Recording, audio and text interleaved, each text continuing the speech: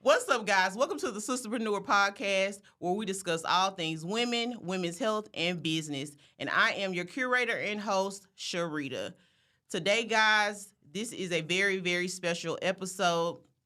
Now, I know in my last episode, I was super nervous and super dry, but I think I got it this time. And, I got my first guest today. And this is a very, very special guest, so I got to bring the heat. I can't, be all uptight and stuff today because, like I said, I got a super special guest. But I've been trying to get this interview for a minute. Both of us are super busy. We're actually in the same industry, so that's super exciting, to see two Black women in the same field that can come together, unite, and it not be anything other than peace. So today, guys, I want to bring Key of Pretty Girls Get Waxed onto the mic on the Sisterpreneur Podcast. Thank you. Thank you for having me. Yes, I'm so excited. Thank you for coming. I appreciate it because I know you're busy. I know you're super busy. So the first few set of questions I want to ask you, they're going to be, more serious questions, but I do want to get into the real deal. I want you to be as transparent as you can, as transparent as you want to be. But I kind of want the people to get a feel of who Key is, and what brought about Pretty Girls Get Waxed. So be yourself. You don't got to be polished on a Sisterpreneur. This podcast is about real women. It's about real things that we go through. And, like I said, I want to display that to the people. Okay. So let's go ahead and get into it. Tell us a little bit about who you are and, yeah, just pretty much who Key is. Just tell us a little bit about that. Who is Key? I'm actually a loner. Okay. Yeah, I think I'm a loner. I like being alone, actually. I know my persona can kind of come off kind of closed, guarded, but that's just my natural state. Like, I really enjoy myself. Okay. Being to myself. I love poetry. Okay. I love reading. I'm just, cool. Okay. Just okay. Cool, laid back, So that's a little bit about personally who you are. So who is Key as the owner of Pretty Girls Get Waxed? Like, how did Pretty Girls Get Waxed even coming about? Because I've been following you for a while. I remember when you were working at, I don't remember the name of the shop. What is it? What was it Salon again? de Coupe. Yes, I do remember you working there. I remember you doing a lot of stuff. I remember you did the brow microblading. I remember you, of course, waxing, and I just remember you working at European Wax a while ago. So, like I said, I've been following you for a while, watched your journey. So tell us a little bit about how all of that started. Why did you become an esthetician and, the evolution of Pretty Girls Get Waxed? So I became an esthetician, actually. So I've suffered with cystic acne forever. Just growing up, dermatologist all the time, never knew what an esthetician was. And I was getting my eyelashes done one time, and the girl that was doing it was telling me, she's a licensed esthetician, didn't know what that was, went and looked it up, and was like, oh, I might actually look into this. Went to school for it, so I initially went into school, of course, trying to fix my skin. Fell in love with it, and while I was in school, I don't know, I just, took to waxing. Not that I really wanted to do waxing, but I was just really good at it. Same. And started waxing. When I started waxing, which was 12 years ago, it wasn't what it is today. I was mostly waxing upper class white women. Okay. So no Black women were really getting waxed. Just started introducing it to friends and family, got into it. I applied for European Wax in Nashville. Okay. And I actually got a call from Memphis. So when they called me in Memphis, I was just like, I ain't got nothing else to lose. I'll try it. Did you live in Nashville? At the time, yes. Okay. Are you from Memphis? No. Hold on, pause. Where you from? I am from Kentucky. Oh, okay, wow. A lot of people think that I am from Memphis. I am not from Memphis. Wow. I love Memphis. Okay. I lived in Memphis, 10 10 years or so. My husband is from here. Okay. But I'm not from Memphis, and a lot of people do not know that. I'm from Kentucky. Okay, nice. Nothing wrong with that. Yeah. Shout out to Kentucky. Mm-hmm. Okay, but go back. You go back into your story. I'm sorry. So, yeah, I applied. I got called in Memphis. I was like, whatever. I'll try it. Moved to Memphis. Worked at European Wax. Worked at European Wax for like 5 years. Tried to franchise. Went through the franchise, the whole thing I needed to go through. And then when it was actually time for me to do it, I was denied, rejected, whatever you want to call it. Okay. My boss at the time brought in somebody else from Colorado or somewhere. She was a real estate agent. Gave her the store that I had my eyes on. Yeah. Wanted us, the staff to train her. So, of course, I got in my feelings about that. And I was like, okay, well, it's time for me to go. Because either way, I wanted to own a wax business. I knew that's what I wanted to do. So if y'all are not going to let me be a part of this brand, then I'm just going to have to go build my own. So Pretty Girls Get Waxed wasn't my first choice. I always feel like I was kind of forced to do that. Sure. If I had the choice of joining a brand that was already growing in there, I would definitely choose that over having to do this. Start from the bottom. Yeah, most definitely. So okay. Pretty Girls Get Waxed was born. Okay. That's dope. And how long were you at EWC? 5 years. Nice. I was there 3 months. I know the feeling. I was there. I quit all the time in my mind. I wasn't even trying to quit. I was really? like, I'm going to hold it down. But I'm going to tell you this. My sister opened up, she had a boutique and salon called Nove Boutique. So she was building that, and I had planned on working there. I only planned on working there 6 months anyway. But my sister was building her salon and boutique, and she created a little small suite in the back for me.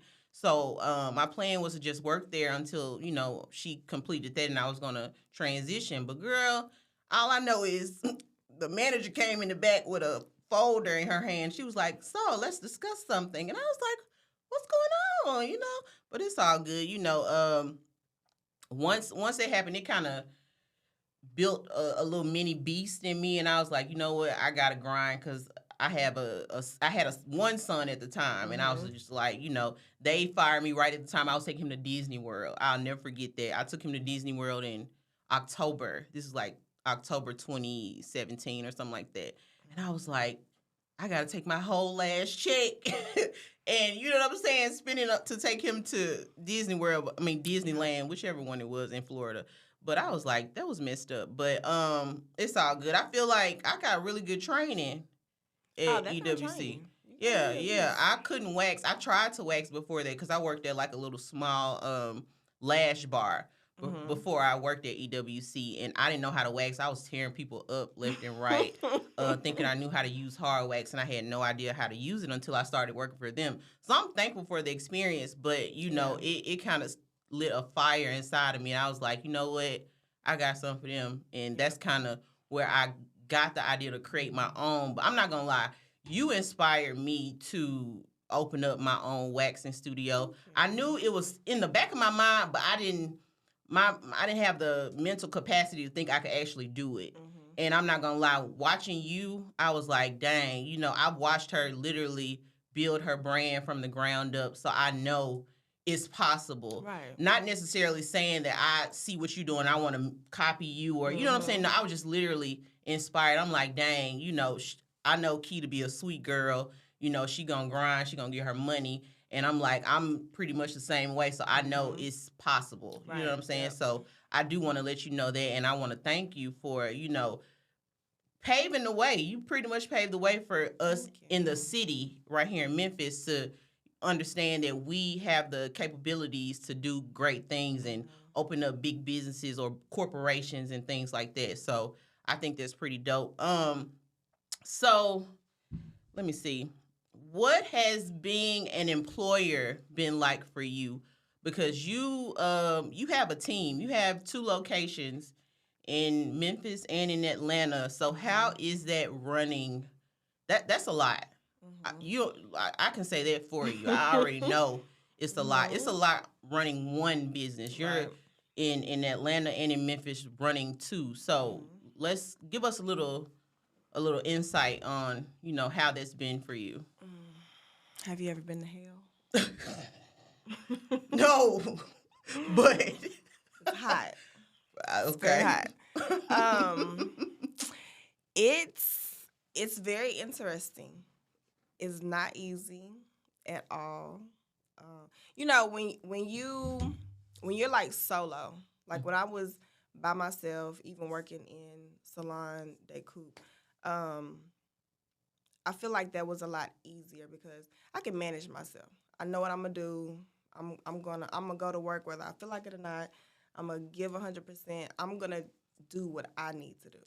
When you become an employer, you can't control the people that you employ.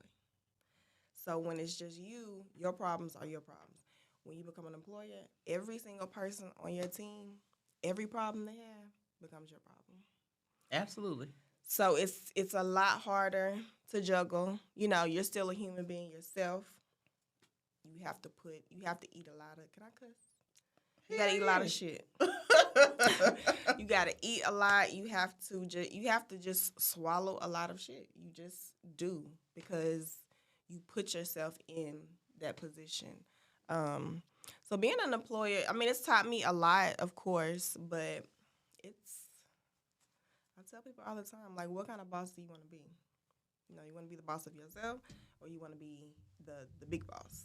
Because it's two different lanes. Two different extremes. Yeah, completely. And I said something like this when we just had our 2-year anniversary. Congratulations. Thank you. This week, actually, I think it was like Monday or something. Okay. And I wrote a long caption on a video because I didn't celebrate. I didn't do anything. I didn't care to celebrate. I was just like, whatever. It's all good. Made it 2 years. Thank you, God. Yep. But in the caption I wrote, people always say you're not a real boss until you have employees. And I was like, some days I want to go back to being a fake boss. Because, baby, it's listen. Yeah. Like, I've always known I was a leader, right? But when it's actually time to start leading people, I'm trying to see. I'm like, how you do it, Jesus? Like the real Jesus. Like, how you do it? Because you led a lot of people. You still lead a lot of people, but people don't listen. No. They didn't listen to him. Exactly. And I try to keep that in my mind. I'm like, they ain't listen to Jesus, so, they really don't. Stand a chance. No, for real. But I totally feel what you're saying. And there's so many days where I wanted to, I just wish I had key number because I need somebody to talk to. I want to know, am I crazy? Am I the only person going through this? I can only imagine what people like Steve Jobs going through or the guy who owned Amazon, y'all. Who? Jeff Bezos. Yeah. I was like, I don't think the people at Amazon questioning Jeff about what vacations he taking or, how much money he paying them, even though he a billionaire. I'm like, What's the problem? Right. It's because you're you. And is it because we're so close? We too close knit. They can reach out and touch us. But, I'm just like, I know they're not asking at Amazon why we getting paid $14 an hour, but Jeff Bezos going to the moon. Well, they are asking it, but they're not asking Jeff because he's so far out of reach. Okay. They're not asking him. Okay. They're still asking it. Okay. But with us, we're right there. So we're hearing every complaint. We're hearing everything. If we had more space in between us, we probably... It wouldn't feel like it feels right now. But we're real close. So, okay, when you first opened up Pretty Girls Get Waxed Memphis, did you immediately stop working or did you still work for a little minute and then kind of tiptoed out, or how did you do that? How did you transition? When I opened Memphis, I literally worked a month, maybe a month and a half. I didn't plan on doing that. My cousin actually came down to help me open up, and she just kind of watched me, seen how I worked, did the math like I did the math, and was like, I need you out of the room. So for me, like I wanted to like let my clients down, gently, like give me like 6 months to get them, and she was just like, no, like let's go. So I stopped waxing really, really quickly when I first opened up, but I was there every single day, open to close. So even as my clients are coming in, I'm not gonna wax you, she's gonna wax you, but I'm right here. I'm gonna come in the room with you. So I wasn't waxing, but I was right there. Got you. So did your clients give you a hard time about that? Absolutely. Half of them left. The other half cussed me out. And a few were like, okay, I trust you. I trust you. I'll go ahead and go with your people because they're trained by you. Yep. Yeah. I'm dealing with that now. I'm like, y'all, I gotta get out of here. I gotta let the other girls get a chance to, grow and get some experience. I'm like, I can't be in here all the time. They're like, you better not stop waxing. No, they're gonna threaten you. They are. And some of them are gonna leave, but they're gonna come back. Okay. They literally, I would like watch the book and be like, oh, she back. No, it's been 4 months, but she's back. Right. But if you don't take yourself off of the book, they're never gonna grasp the fact that they have to let you go. It's very hard to do it, but then you also have to look at your team. As long as you're on the book, they're gonna always want you over your team. So they're gonna kind of not get what they need. And I'm gonna tell you something that I try to do. I try to outsmart my clients. So I changed my name on the. I changed my name on the booking list because I'm like, I can't have Donna on here because it's called Skin by Donna Wax Studio. So I'm like, let me take Donna off because y'all got to book with these other people. I need them to make some money. I need them to get paid. Like, I'm like, y'all not about to work me to death. I need these other girls to work too. So, but I'm gonna tell you something funny. That translated to me having a full book simply because I am who I am. That looks like, oh, Donna don't want nobody to get no clients. Donna must don't want to, us to get no money. Yep. Girl, I want y'all to take all of the people. Yep. I want your books to be full. Very. That means I can sit back and chill and actually run my business instead of doing the running. Yep. So I'm just like, oh, I got to figure it out. I got to figure it out. Because I don't want to step away completely, but I do want to take a step back. Yeah. Just so I can actually watch over the business. Yeah, just still be in there. Yeah. You still got to hold the client's hand. As long as they can walk in, see you right there. Listen, I'm right here. If you want me to go in the room with you, I will. They'll start to trust it. But as long as I can click that button and book you, I'm never going to book who you employ. Ever. Clearly. So, okay. How was it? How did Pretty Girls Get Waxed Atlanta come about? What made you say, okay, boom, now it's ready? It's time for a second location. So my whole plan, like before I even moved to Memphis, was to move to Atlanta.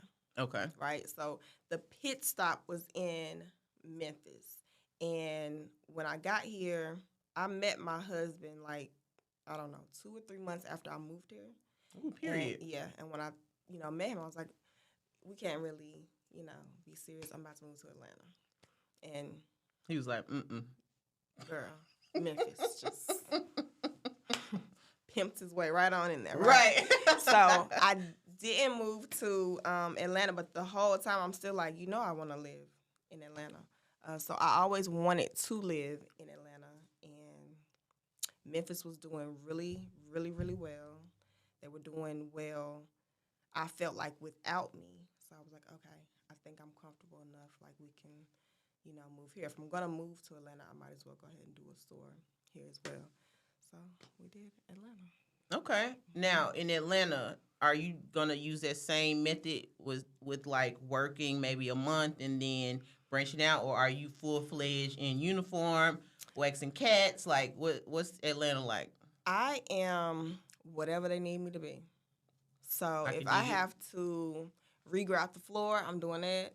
If I gotta paint, I'm doing that. If I gotta wax, I'm literally whatever they need. Like this week, I'm in Memphis this whole week doing training. Whatever y'all need me to do, I'm gonna have to do it anyway. Because at the end of the day, it's your name on the building. So whatever I have to do, I do. Sometimes, like, there's been years where I haven't touched a client, and then there's been times where, oh, everybody's gone. I have to do this. So it's whatever needs to be done. Okay. You said everybody's gone. Mm-hmm. Okay. That brings me to this. How do you deal with upping and quitting, or just up and quitting? Like, I'm quitting. I'm not coming tomorrow. How do you deal with employees resigning? There's nothing you can do. You just gotta eat it. Just gotta eat the shit. She's not coming. Well, guess what? I'm not about to call these clients and mess the clients up. So, and that's the part of business that a lot of people don't understand. You are gonna have to pick up the pieces each and every time, regardless. You can leave. You can go do whatever. I'm still gonna have to sit here and figure it out. You know, when people come into your business, they're gonna say, "I'm not going back to Skin by Donna." They're not going to point out that one person that did it. It's going to be on you. So the whole brand. Employees are going to play in your face all day. And you just have to understand that and, make the commitment that either way, I'm just going to have to do it. I still got to take care of the business. No, that's facts. It sucks, though. I struggled my first year. I still struggle. I'm on year 6. But I struggled bad, like tears, panic attacks. Like, I put myself in the hospital. I went to the hospital a few times from like dehydration, stress, and I was like, I said, this year, no. Yeah.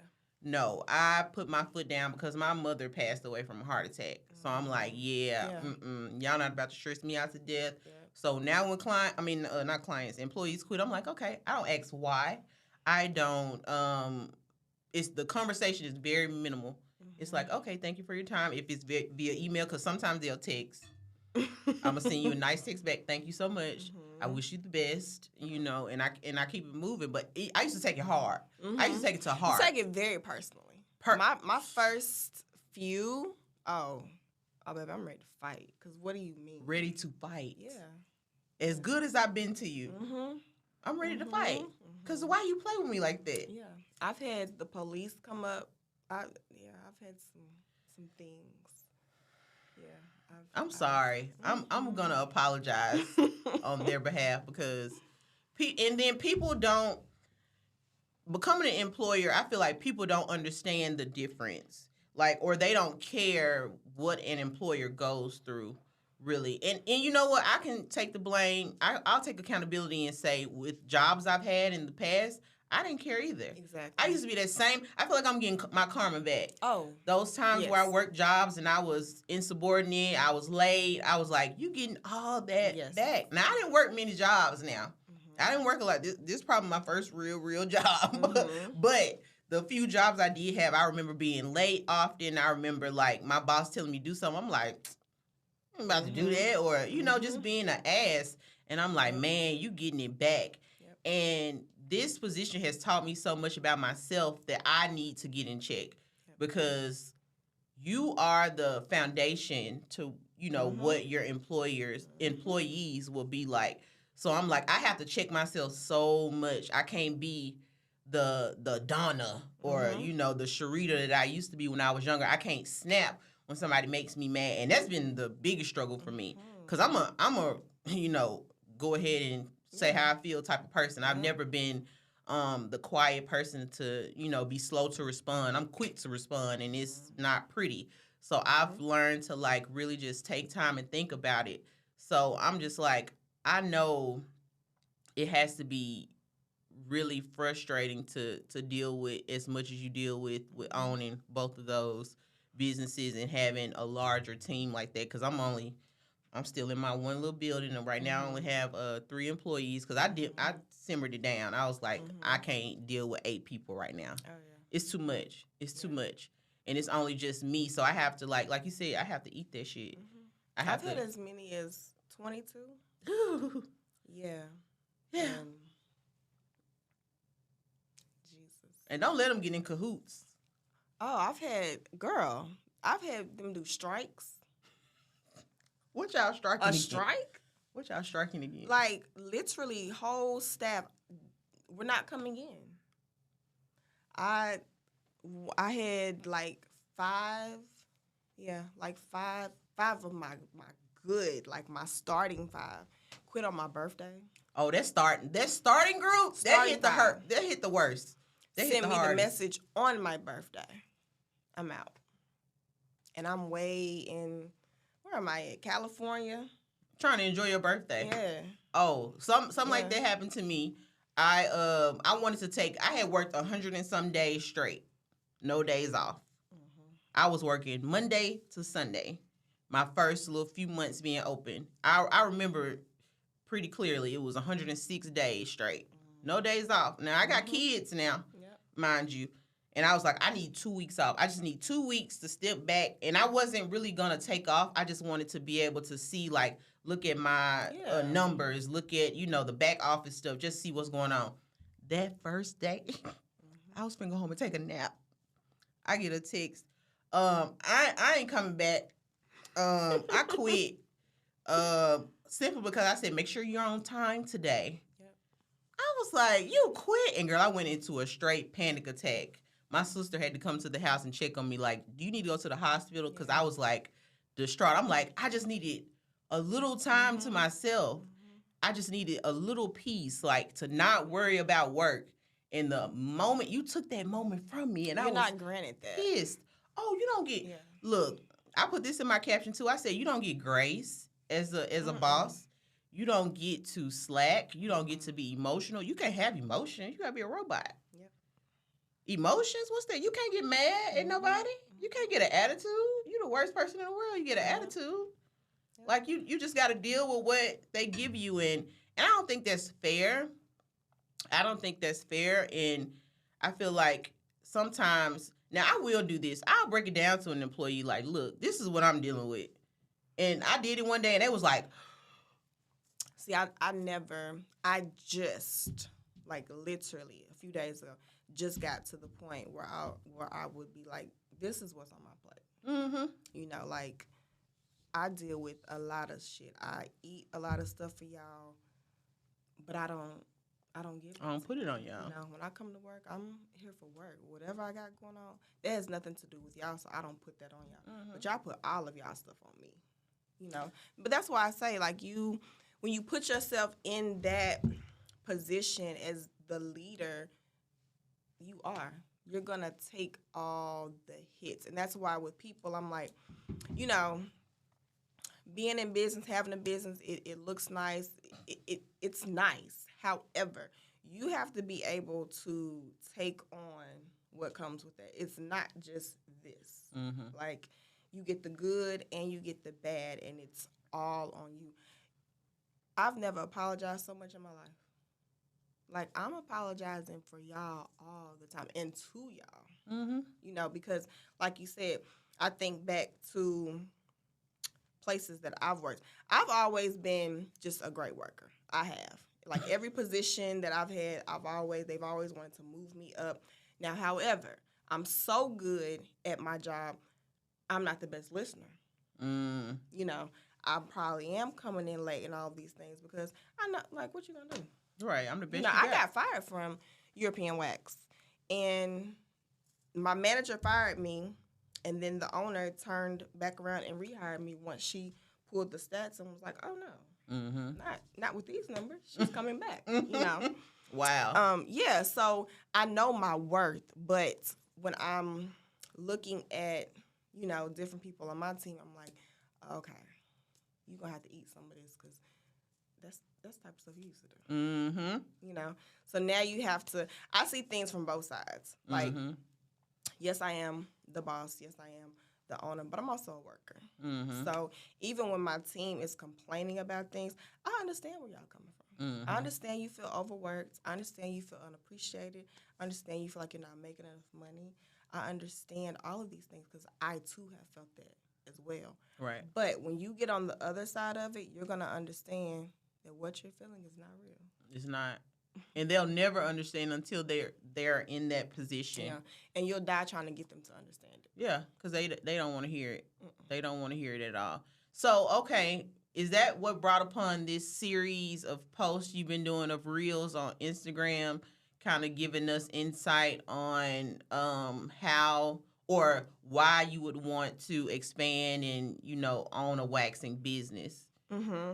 So with Pretty Girls Get Waxed, my main thing has always been like I want my employees to franchise my brand.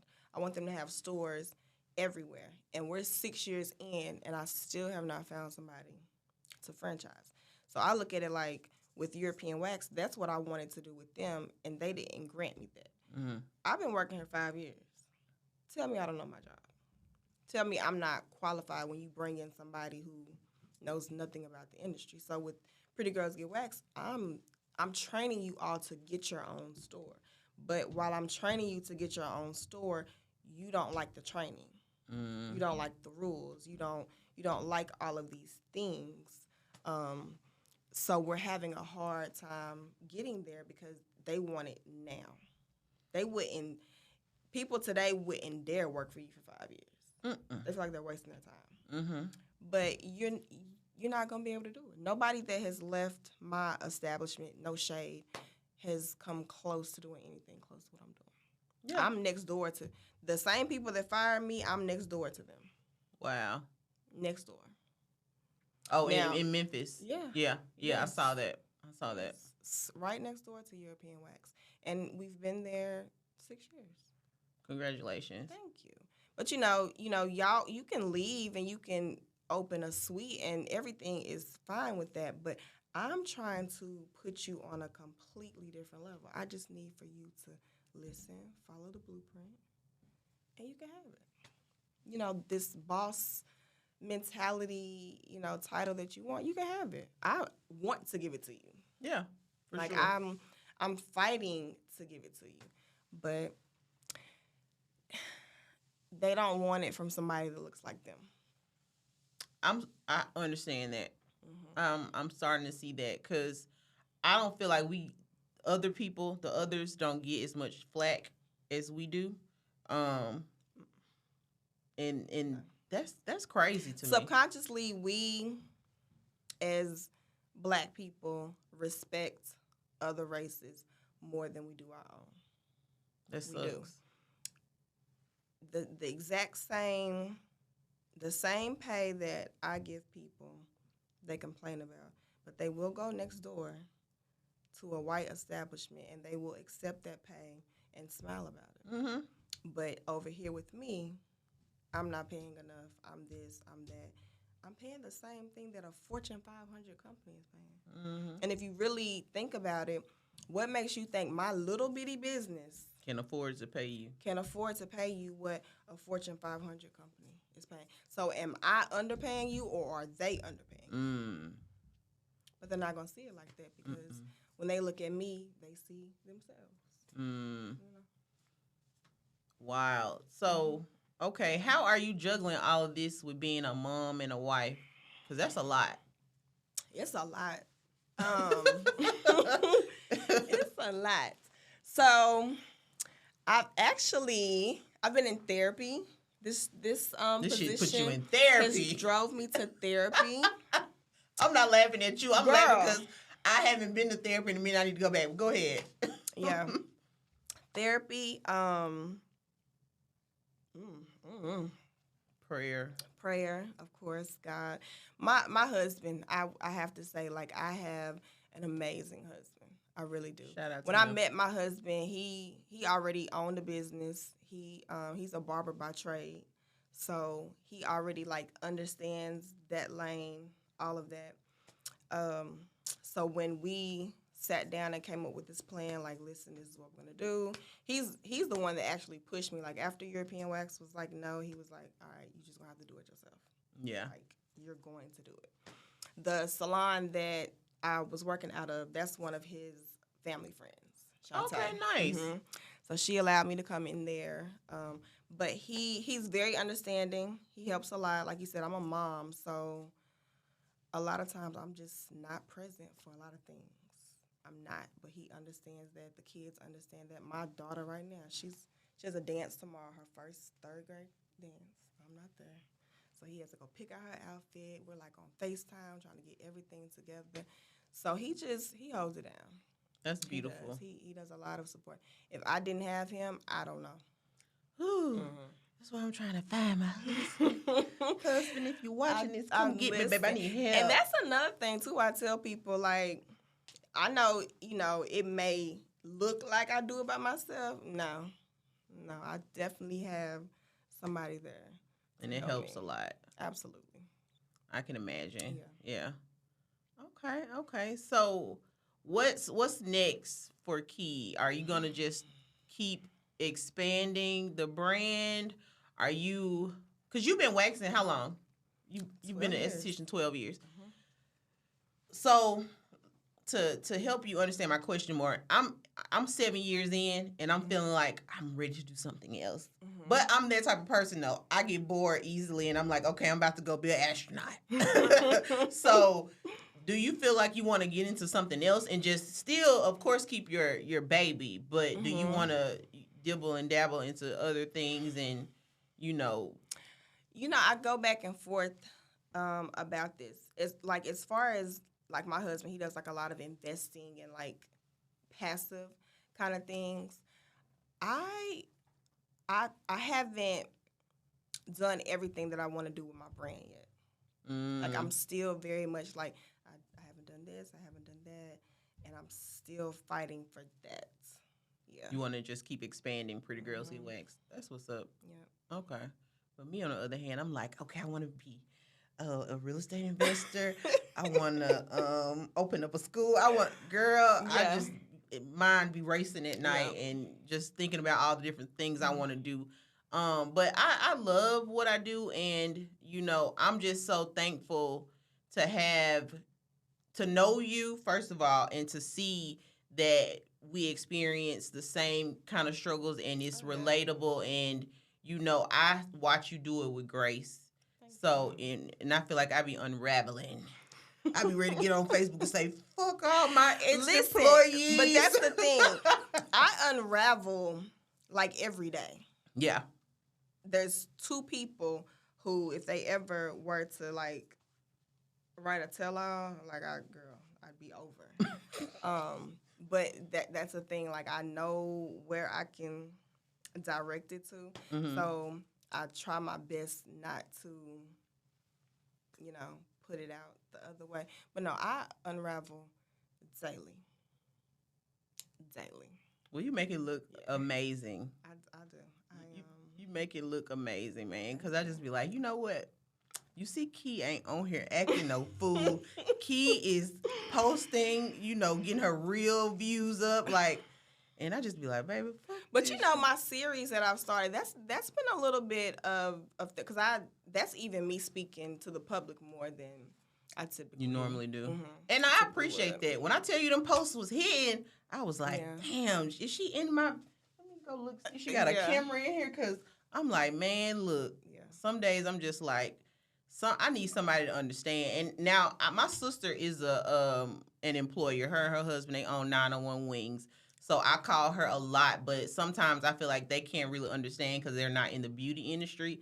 The restaurant business is totally different. So I'm like, man, I need somebody to understand where I'm coming from. So I do find myself reaching out to different women who are in the same industry and actually employ people. Mm-hmm. And I find out that people are having the same struggles. Yes.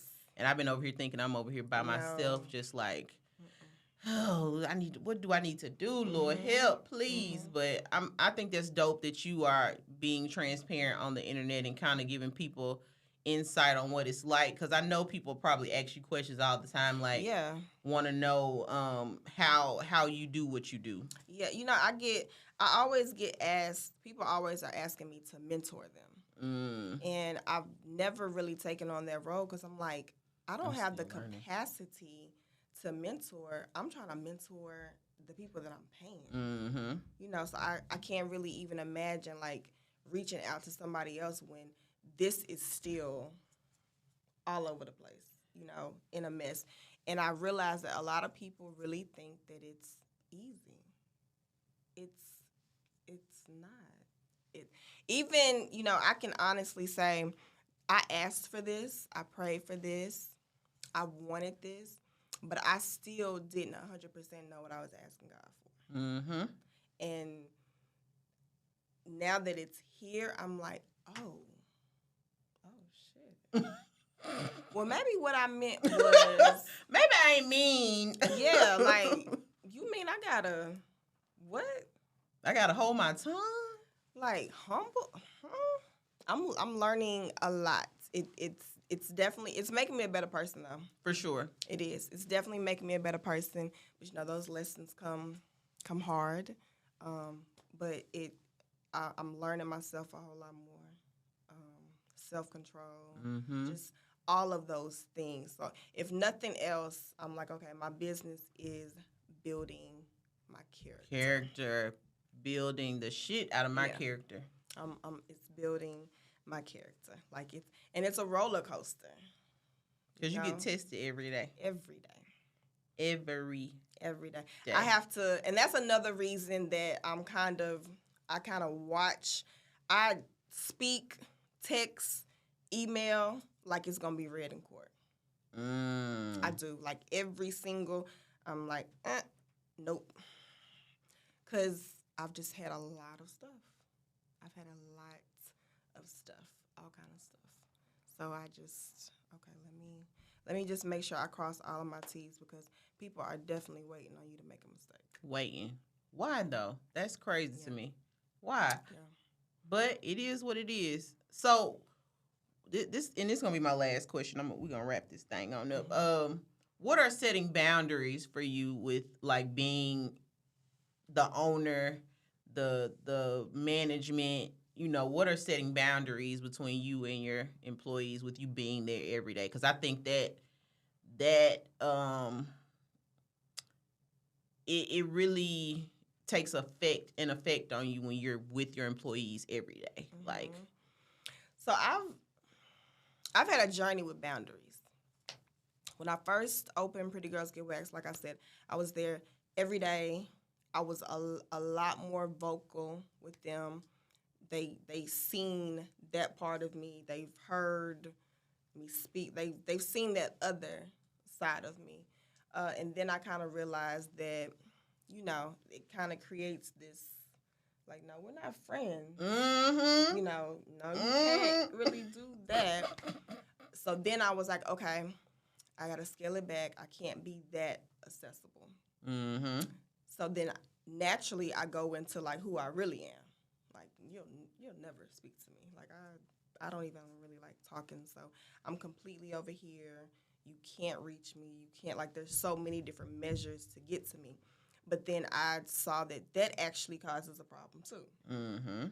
So then it's like, okay, let me find the balance. So now I'm kind of in that I'm here, I'm available.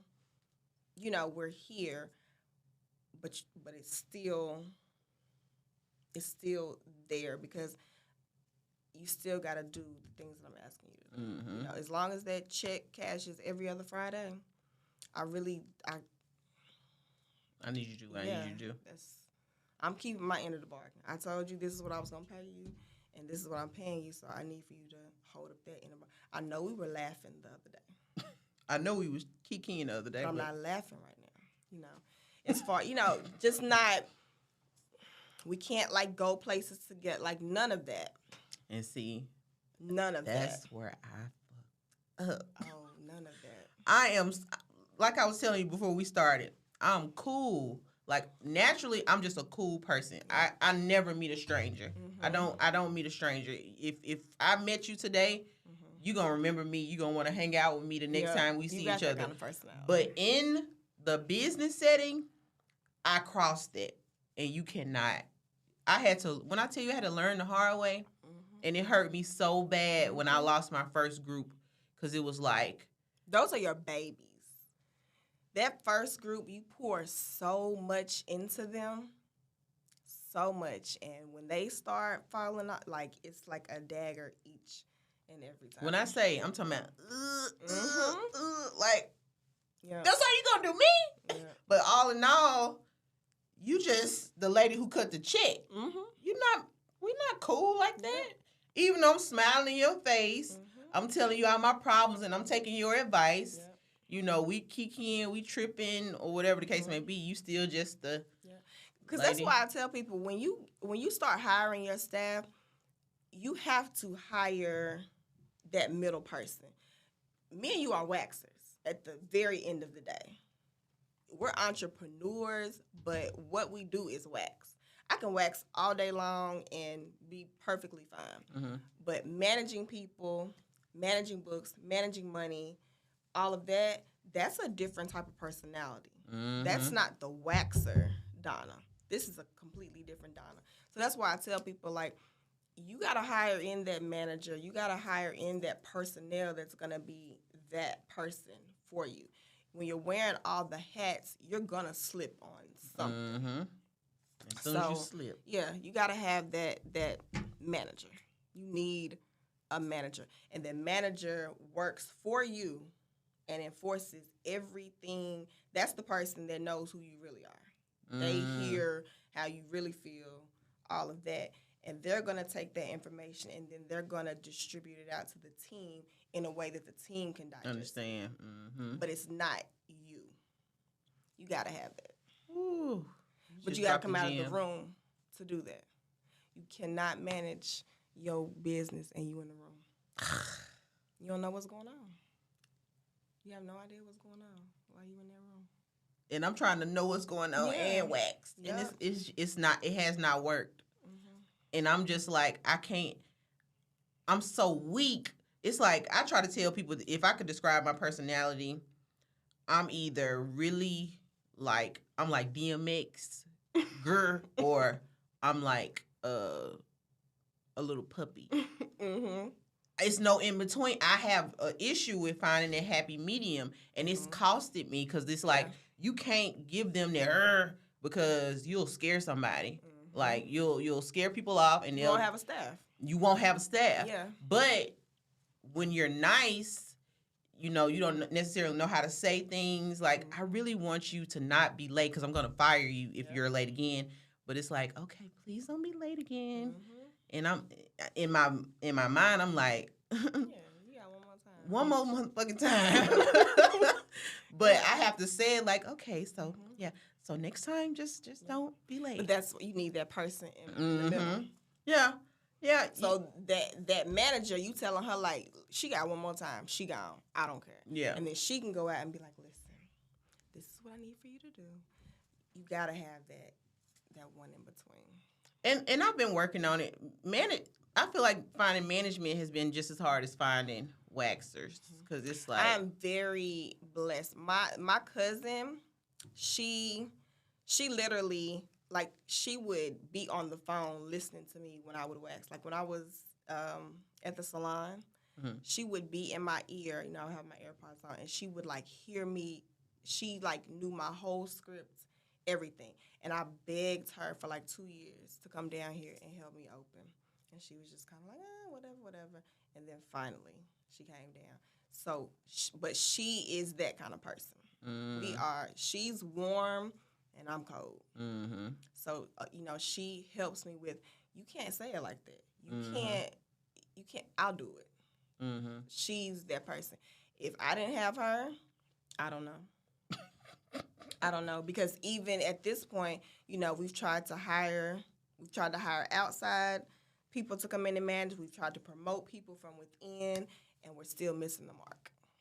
I'm missing the mark. Yeah. And I feel like now with all the stuff I've been through, I will fire you so fast. Yeah. I don't care anymore. I used to care, be like, I'm gonna just give her one more chance. That was my whole thing when I first opened up. I was like, I just want to give people a chance because you want to be the best. But you think about all your past bosses, and you're like, I'm not gonna do this, and this. And then you get over here and be like, I understand exactly why she did all of these things. Yeah. Yeah. So it's gonna get better. We're gonna have some sidebar conversations. I just need a listening ear and I'll pay. I told you when you first opened up. You don't gotta pay for a consultation. Let me talk too. If we can vent together, then it can be free. Hell yeah. What you drink? Wine or champagne? Whichever one. I like champagne. Okay, me too. Champagne or tequila? Period. Whatever, Or both. Whatever the night is. Yeah. Or both. Yeah. All right, guys. Well, thank you so much for tuning in to the Sisterpreneur Podcast. I hope you guys enjoyed this so much. Thank you so much, Key, for coming. Thank you for having me. I appreciate you so much, and congratulations on everything you are doing. I cannot wait to see where Pretty Girls Get Waxed goes from here. I know you're going to do great things, and just thank you. All right, y'all. Peace.